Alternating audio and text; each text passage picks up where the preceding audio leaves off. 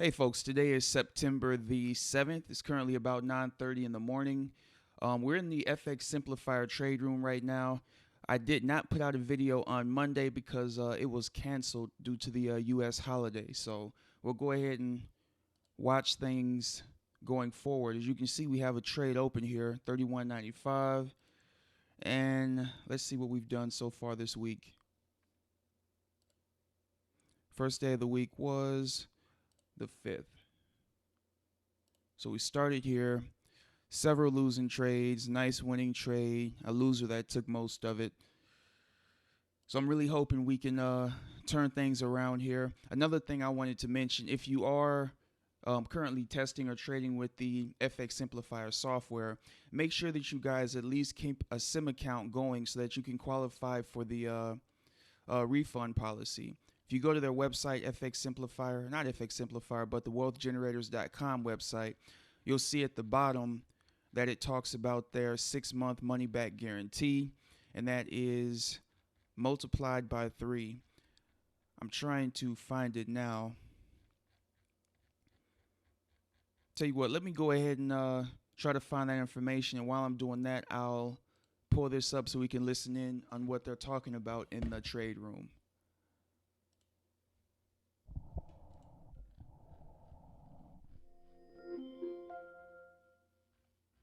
Welcome to the webinar. You have entered as an attendee in listen-only mode. Just want to update you on that. Certainly, I'm looking for trading ideas. Just not seeing anything further to issue at the moment. Okay, that can change. It's only 9:28. It is only about halfway through our session, and since stocks open in less than 2 minutes now, I'm going to turn down my volume because the opening bell will take my head off.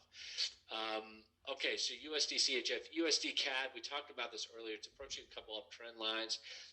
Bank of Canada, of course, is in just about 30 minutes. Rate decision. So this chart I expect to get really interesting. And I talk about a couple different scenarios, potential reversal candle down here at this potential support area. I'd love to see a sell-off and then it stabilize and hold there as a hammer or a doji. But anything can happen. So we'll be checking back with that. There's a nice move down in the US dollar against the yen. Here's another one where there is a bearish pattern on the 60-minute chart. Okay, it's moved to its lows, it's below its decline, it's below its 200-hour moving average. It just met up with its declining 20-hour moving average right here and weakened slightly. This is bearish on the 60-minute. It's a bearish trade in the Simplifier as well for one of the team traders, and it's doing okay at the moment as well. One thing that I think it is good to be aware of is that it's also at the 20 MA. Again, is the 20-day moving average as meaningful when when the pattern's in a consolidation? Typically, the answer is no. However, I still observe it. It still gets tested. It's still interesting, to observe and see how price treats it. So it's falling a little bit below this 20-day moving average, but it's been down a couple of days. It's at the 20 MA. Will it attempt to hold there in the midpoint of this candle? It's interesting to me. That's one that I don't want to be a complacent shorter of, meaning it's weak, but how far does it really have to fall? Maybe to the lower boundary. That would be tremendous. However, any test of a moving average, especially after a couple days in any direction, that is interesting to me. I'm going to observe that closely. I can monitor that closely. Another U.S. pair, USD SGD, the Singapore dollar. Now, we've already looked at NZD US. We've looked at Euro US, where we have the U.S. dollar counter to a couple different currencies. U.S. Singapore dollar is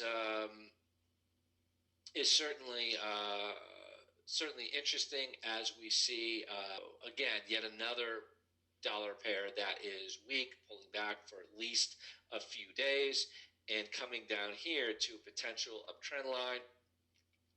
That's something Once again, just like USD CAD, I'm going to look for the US dollar to stabilize in this area, to hold in this area, and potentially form a reversal candle.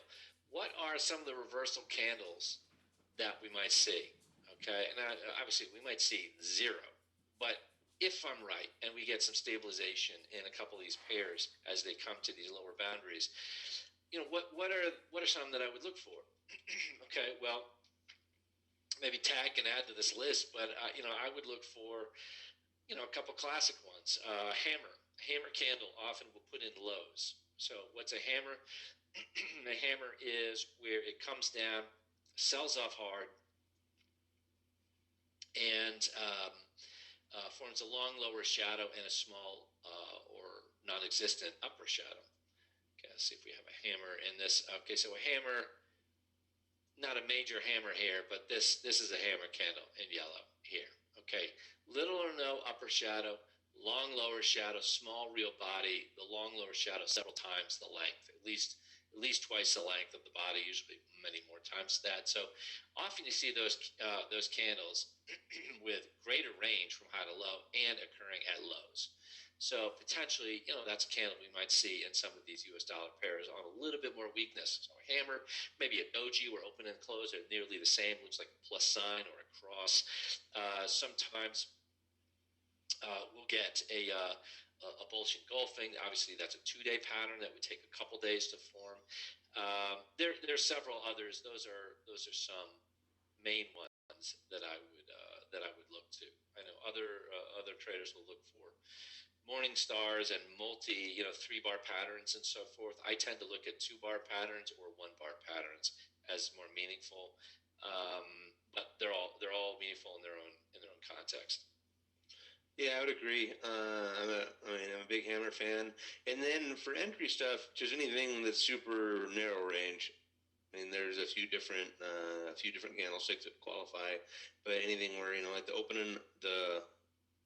and close are the same or near the same, anything with that kind of, I guess, gets my attention. Certainly, there are other markets where gappier markets. Obviously Forex is a 24/5 market essentially. They're changing sessions. However, you don't have the number of instances of large gaps that you do in a lot of other financial markets, which are open for some period of the day and closed for a significant portion of every day. So in those markets, you're more apt to see a dark cloud cover candle or a piercing line candle. So a dark cloud cover. So again, you don't see these as much in Forex. This is actually this would qualify as a piercing line right here. I keep going to this image of whatever I had, this Swissy, I think. But where you see a bearish bar, market closes with quite a bearish bar, usually a bar like this, little or no upper or lower shadow, but range expansion and very bearish close. The next day, you see an open that's lower than the close, and then it rallies up and closes at or above the midpoint of the prior day's bearish body. So it closes above the midpoint. You can see that is a piercing line. That often will put in a low. The opposite of that, we don't see on this particular chart, but the opposite of that would be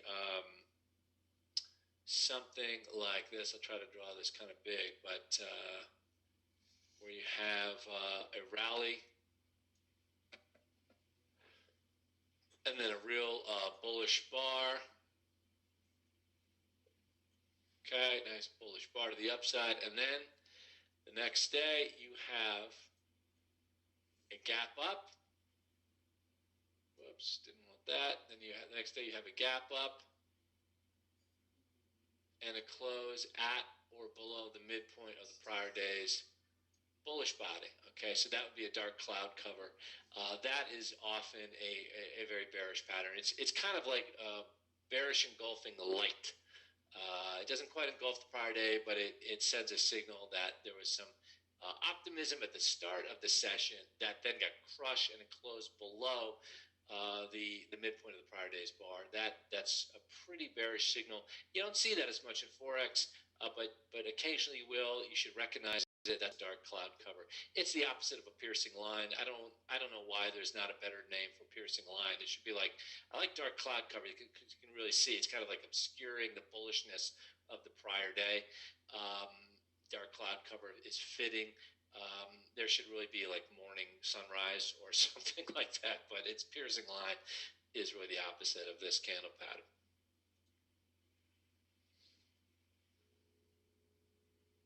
Okay, now I expect crude is probably still pretty quiet today, which up 0.5% is pretty quiet for crude. That's at CL, by the way, right here. Got a chart of several markets. Forgetting crude for a moment, let's look at gold. I don't have silver up here. It would be easy to bring up, but at GC is gold futures, and you can see the uptrend that's been in place in gold. Where did the shift take place, folks? Look at how many times it tested the declining 200-day moving average, tested it again, tested it here, and as soon as it was able to close above, it really raced higher. It's a significant move. There's a lot. The 200 MA is such an important average, in my experience. As simple as it is, literally, in terms of its simple equal day calculation, just its simplicity is, for its simplicity, is remarkably strong. I tend to like simple things, actually, in general. But at any rate, so you can see it's just recently retested an uptrend line here. It's back up at its upper boundary here, and doji-like today. Okay, it's probably a perfect or near perfect doji, at least at this moment. Obviously, lots can change by the end of the session.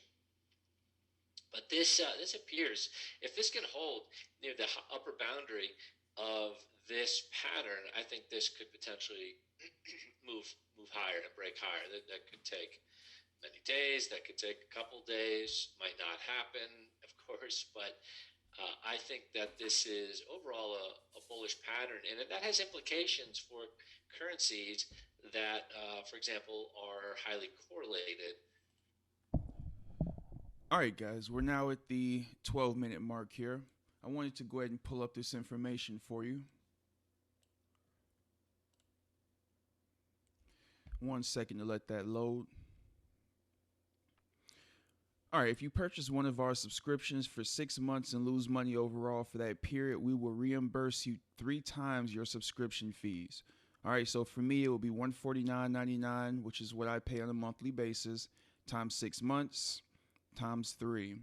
That's $2,699.82, or basically triple what I invested for that 6-month period. Okay, so definitely, even if you decide to stop trading the system, make sure you have a sim account continuing to trade so that you can show them that you have traded for that entire 6-month period. All right, we're coming up on the 3-month mark here, and we are currently down. So, like I said, if it does happen that after 6 months where my account is down, I will be sending them my MyFX book account information, and I can honestly recommend you do the same, and hopefully I'll be able to get that or take advantage of this guarantee. So that's the goal here. Either it works or we get our money back times 3. All right, let me pause it and I'll come back to you guys about 10:30 and we'll see. Excuse me. We'll see where our trading is at. All right, folks, we are back, and as you can see, that trade that was pending is now open, and here it is right here on the Euro USD. And it actually looks like we're about, what is that? All right, we're about 16 pips away from our stop here. It is a long trade, so hopefully the market will start pushing back up here. Let's go ahead and see what they're talking about in the trade room here, and we'll continue to watch this trade here.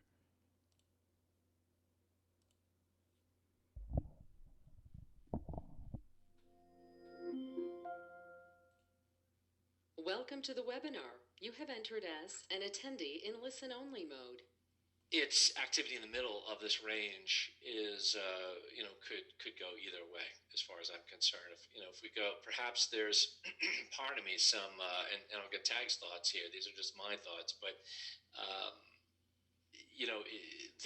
perhaps the intraday has some clues for us. In this case, it's at a declining 200-hour moving average as well. This is a typical failure point where you get a big rally into a declining 200-hour moving average. This failed, as it often will. It's very hard to get through a sharp declining average. 200 on almost any time frame, you almost at a minimum, and not always, but you basically always get at least a pullback. Like, it's really hard to be super extended and just jump through that thing. Typically, when you hit it, even if it's still a pretty bullish move, it'll pull back and rest for a while before it actually goes through it with any power. And that's obviously extended.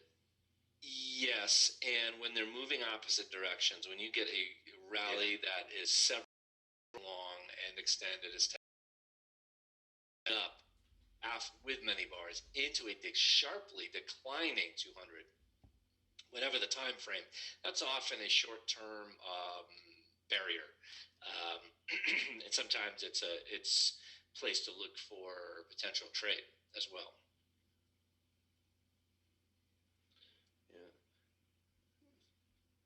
Another day, we could also go into a lesson on roll-adjusted data, because I'm just looking at another chart of crude, and like where it hit that 200-day moving average back in early August, I guess. Late July, early August, on a lot of not adjusted data, you see that was like a big support zone, but it's not a real one. So that's a side note. If you're interested in that, Google roll adjusted data, or continuous contracts and futures. You can read up on that. Because a lot of services don't. They just take front month contract and add on the next front month contract, and there's typically big gaps in there, and those gaps aren't real. So one thing, we had that question about crude. Hopefully that was helpful. To me, it's in a pardon me, as I said, in kind of a mixed area right now. In fact, I just accidentally moved that fib level, so let me just fix that.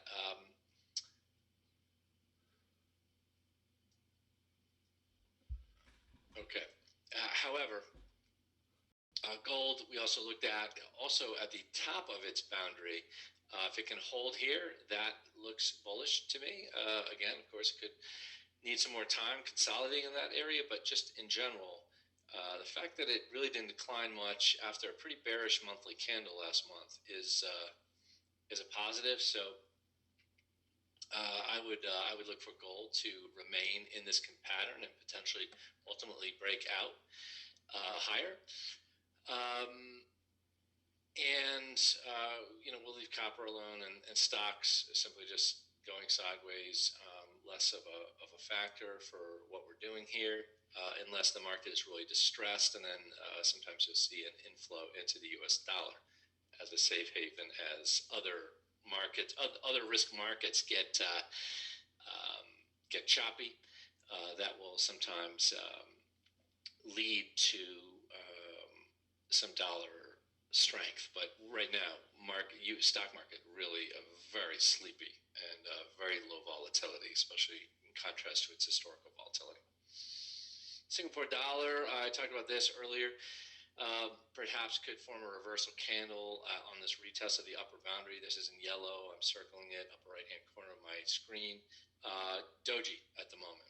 Okay, so still several hours to go before that's a completed, excuse me, official candle, but that's consolidating at the moment.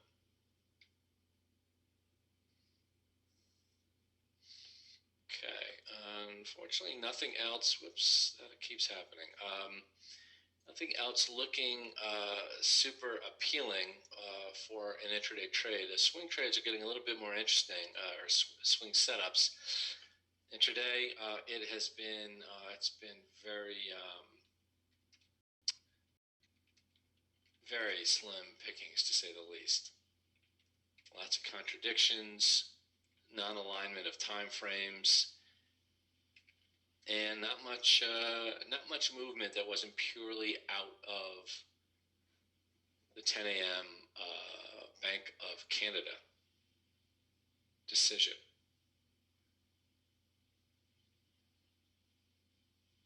Tag, what do you think of USD CHF? What do you think of the Swissy here? It retested this 618 level here at its low today. It's been down a few days, but it is in the context of this larger daily pattern. No man's land, I guess, because I mean, you look at that, you know, on a big daily, whatever, it's just kind of in the middle of a range from about 0.954-ish to 0.993-ish, and it's been there since March. What was the last time it was higher than that? Early March it was higher and it dropped down, and since then it's pretty much been in that range, and it's kind of right there in the middle. So I don't know, for me right now, not a whole lot. If it consolidate nicely here, a break either way would work, frankly, the way the dollar's been lately. I'm biased to the long side on it. The weekly, the big daily, they both look pretty good, bullish. You have the weekly up there, yellow. And I like the look of that.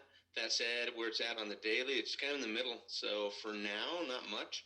But longer term, I'm bullish on it. So I guess I'm looking for bullish setups. But I liked it more down at the bottom of this range. But down in this area. Towards the top, it was looking interesting, but then it didn't break out. It pulled back really, really hard. What I guess yesterday's bar? Yeah, yesterday. Yeah, yesterday when the dollar got taken out back. But so I don't know. For me right now, there's not a whole lot there. But it's whatever, it's building. Because again, you look at that weekly, look at a big daily. It's improving. It's getting better and better. So I'm bullish on dollar Swissy, but not right here. Yep, I understand. Right. Yeah, I think short term, certainly this is not some classic bullish setup that I seek to get involved with either. But the retracement and the narrow range and the pullback within the larger pattern, maybe this can pop up, have a bounce day. That is what I could see potentially, but I agree with the thoughts. Certainly, it is. You could describe it as no man's land in between this recent high and low, swing high and low. It's in the middle of that range. Let's take a look at. Obviously, if there are any other questions, please send them over. Let's just check back with the Kiwi, see if it's still. Trading near the highs, still trading near the highs, but it's not pushing higher. Apart from the Kiwi moving higher against the CAD on that data, really we're not seeing any kind of push higher in the Kiwi against these pairs. It appears that it might be simply time to consolidate here for many of these pairs, maybe even pull back.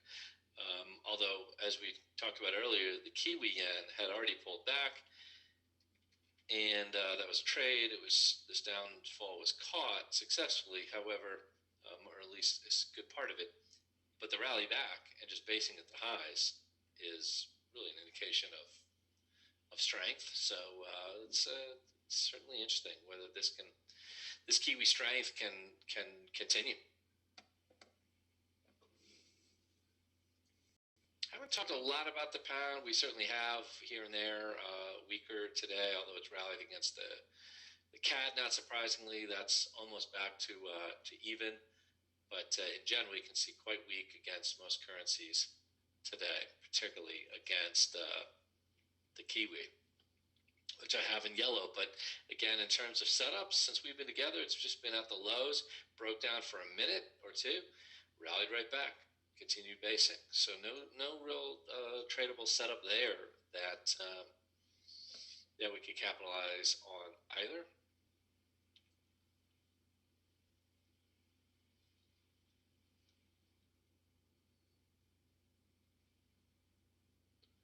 Yeah. Looking through a few more things. Again, this pound, euro pound, the intraday was quite choppy, and the initial base that started looking like it was going to form right in here became very volatile. Really took that out of contention as well.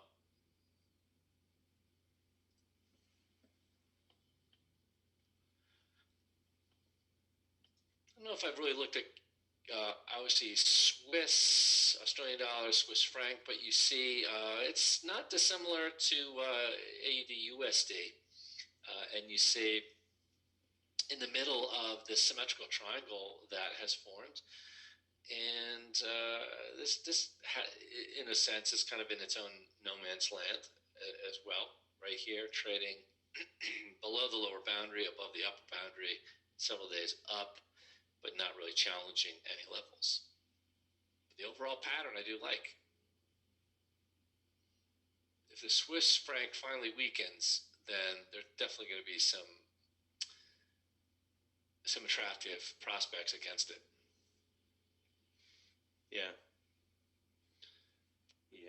I'm bearish on Swissy longer term. So almost anything against it, if it has a good chart, is pretty tempting.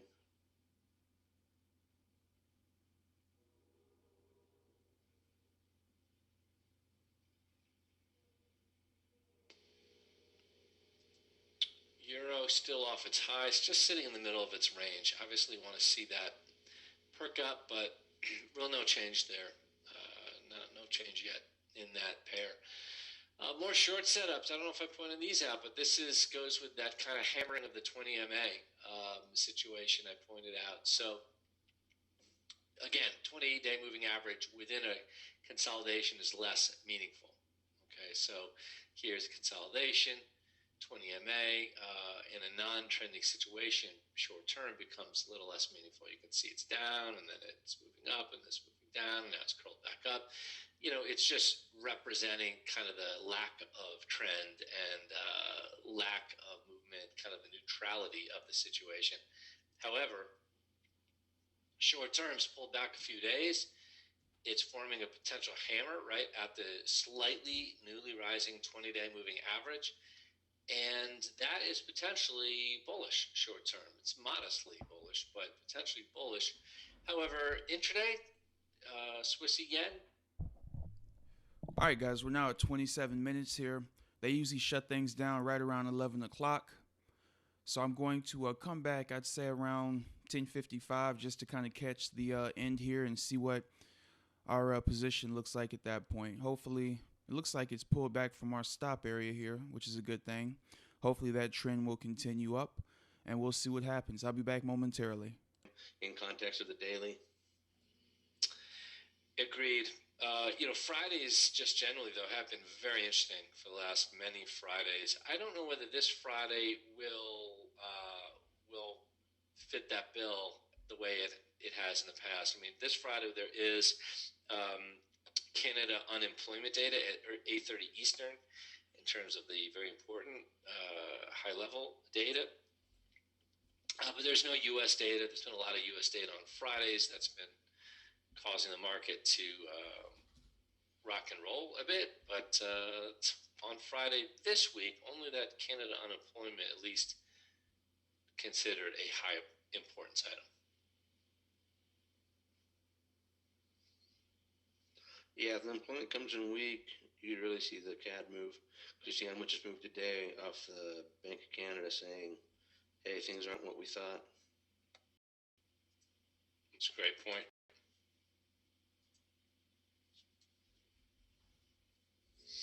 No setup there, just cleaning up my Euro Yen 60-minute chart. Daily, again, is a bit more bullish. Hourly is bearish. It's just a typical contradiction we're seeing today in most charts.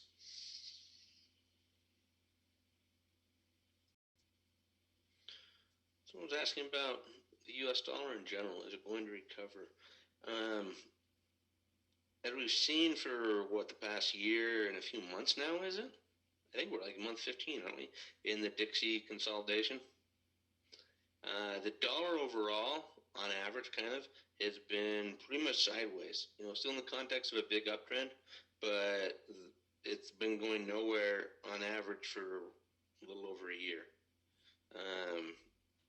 If I had to put money on a long-term trade right now, I'd say it probably goes higher today or this week or this month type thing. It's just, yeah, okay, so there's the Dixie on the daily, and you can see since, February of, so almost 2 years now, it's been in this big, massive consolidation.